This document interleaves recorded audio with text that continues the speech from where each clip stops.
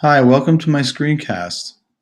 Today, we're going to be taking a look at the formation of the United States government for the lesson. This is a topic that's covered in the fourth marking period of fifth grade. Let's move on to the essential question to begin the lesson. The essential question is, how is our government formed, and how does the Constitution act as a guide? This is what's going to guide the lesson and keep the students focused on what they need to be learning.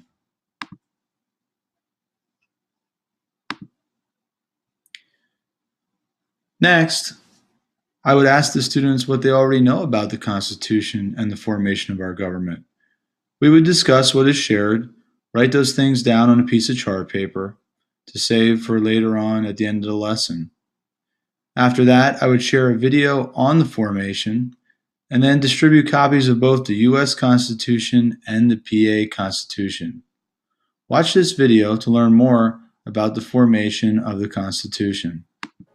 The Constitution of the United States of America by the RBE Library. The Constitution is a document written by a group of men known as the Framers in 1787. Yes, it is over 200 years old. From May to September of 1787, the Framers met in Philadelphia at Independence Hall and discussed what should be in the Constitution. The United States was a brand new country at the time and had a government that many felt was not as good as it could be. They were meeting to come up with a new way of running the country. Some of the people at this meeting, called the Constitutional Convention, are famous to us today, including James Madison, Benjamin Franklin, and George Washington, our first president. The men came from all over the country, which at the time was made up of only 13 states. The different states had different ideas of what the new government should do, and they had many debates and discussions to come up with a plan that everyone could agree with. It is said that the Constitution was born in compromise, because only by compromising could all the disagreements be resolved. Benjamin Franklin said that he was not sure if the plan was perfect, but that it was probably as perfect as it could be. After the Constitutional Convention ended, the Constitution had to be approved by the 13 states. The Constitution actually said that only 9 states had to agree to the Constitution, but everyone wanted all the states to agree. 2 states, North Carolina and Rhode Island, took a long time to decide to agree to the Constitution, but in the end, they did. When the Constitution was accepted by these first 9 states, we say that it was ratified. One of the biggest reasons a lot of people opposed the original Constitution was because it lacked a Bill of Rights. A Bill of Rights is a list of rights that belong to the people that the government is not allowed to break. Some of these rights may sound familiar: the right to free speech, the right to practice your own religion, and the right to be silent if the police accuse you of a crime. The original Constitution had no Bill of Rights. Many of the framers did not think it was necessary, but to get the Constitution to pass in some of the states, promises were made to add a Bill of Rights once the new government was up and running. When the Constitution was written, the framers knew their creation was not perfect. They knew that other people would have good ideas for the Constitution, and that future generations would want to make changes. They wanted to make it possible to change the Constitution without needing to resort to revolution.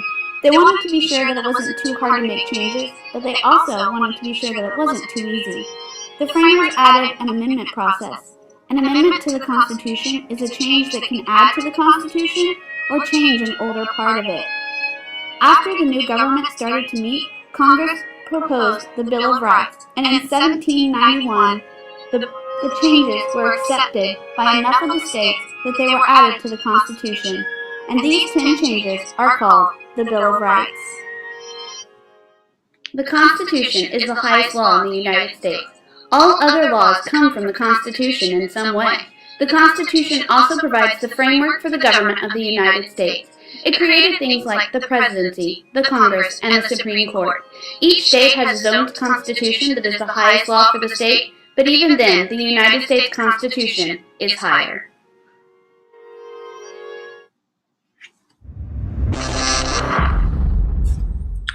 Okay. Once that is complete, we will move on to the constitutional preambles and branches of government. In order to get this kick-started, I would show the students the classic Schoolhouse Rocks video titled The Preamble. Hey, do you know about the USA? Do you know about the government? Can you tell me about the Constitution? Hey, learn about the USA.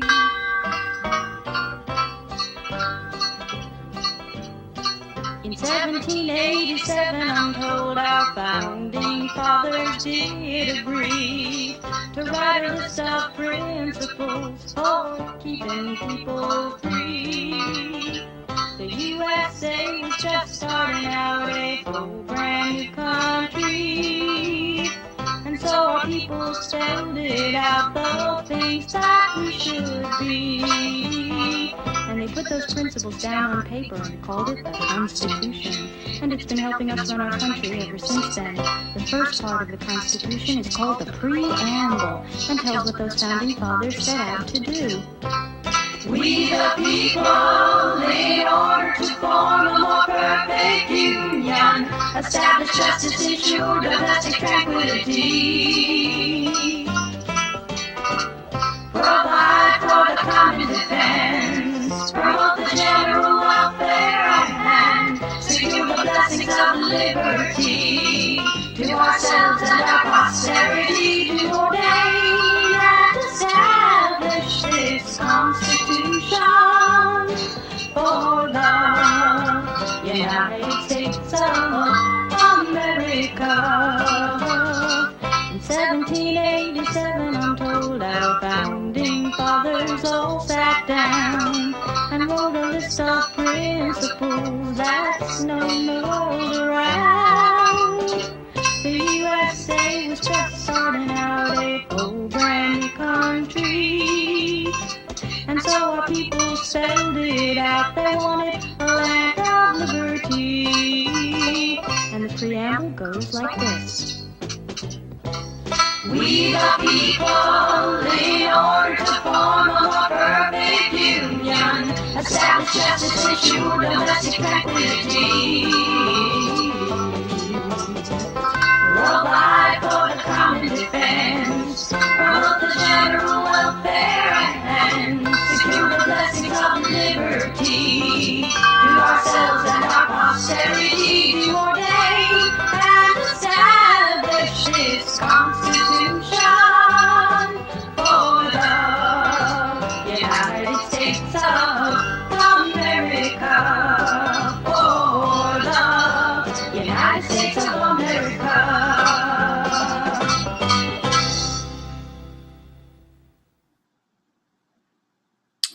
Okay. Then we would move on to the higher level thinking portion of the lesson, where we would be getting into DOK 3 and DOK 4. The students would be creating their own government based on some of the principles that they've learned in the videos and some of the things that would have been discussed about the Constitution and the Preamble. We would move on to this paper called The Constitutional Preambles and Branches of Government. In this paper, the students would again review the preambles of the U.S. Constitution and the Pennsylvania Constitution, and they would work on drafting their own preamble on a separate sheet of paper. After drafting their preamble, they would work through the questions below to establish their own government for their school. In order to do this, I would have the students get into groups to create their own preambles and work through the questions. On the bottom of the paper, it explains the branches of government and what their jobs are. Then, students would read the questions and explain how their school government would work. Then in the next class period, we would review the school governments that were created. Then finally, they would move on to the final piece, which would be the assessment.